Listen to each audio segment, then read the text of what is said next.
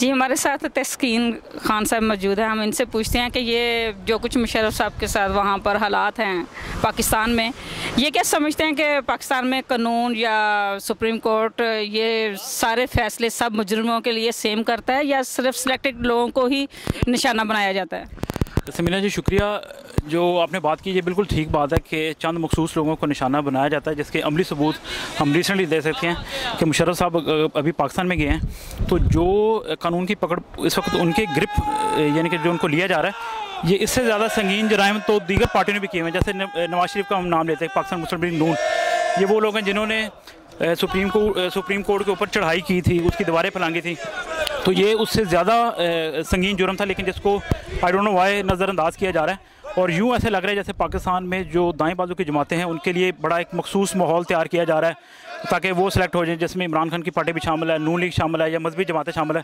तो बज़ाहिर ऐसा लग रहा है कि इनके केसों को जानबूझ के सरफ नज़र किया जा रहा है, हालांकि उनके जराइम जो हैं वो मुशर्रफ साहब के जो सो कॉल्ड उनके ऊपर जो इल्ज़ाम लगे हुए हैं उससे ज़्यादा संगीन है जी।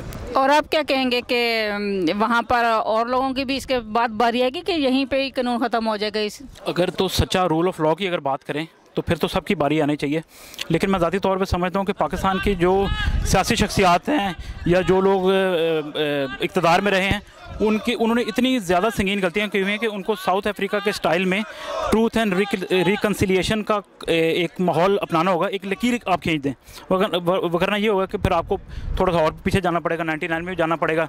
कि नवाज शरीफ साहब ने खुद माना हुआ है गलतियाँ, जब वो एग्जाइल में थे वो कहते थे हाँ मुझसे कुछ गलतियाँ हुई हैं, तो इट मीन्स कि उनको पता है अंदर से कि उन्होंने 99 से पहले कुछ गलतियाँ की थी जिसकी वजह से उनका इक़्तिदार चला गया था। तो अगर आपने इंसाफ करना तो सबके साथ करें, वरना ना करें हम।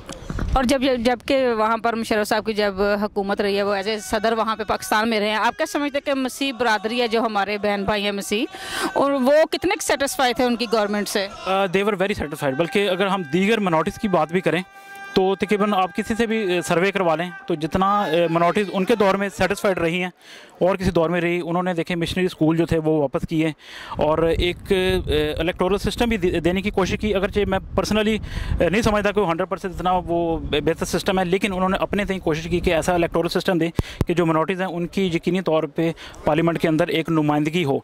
लेकिन अगर उनको थोड़ा सा और मौका मिलता तो वो और भी बड़ा कुछ कर सकते थे। अभी वो एक विजन लेके गए थे, लेकिन खुदा करे कि कुछ हालात उनके लिए बेहतर हों और उनको इंसाफ मिले, जो बज़ाहिर लग रहा है कि नहीं मिलेगा उनको। Thank you very much.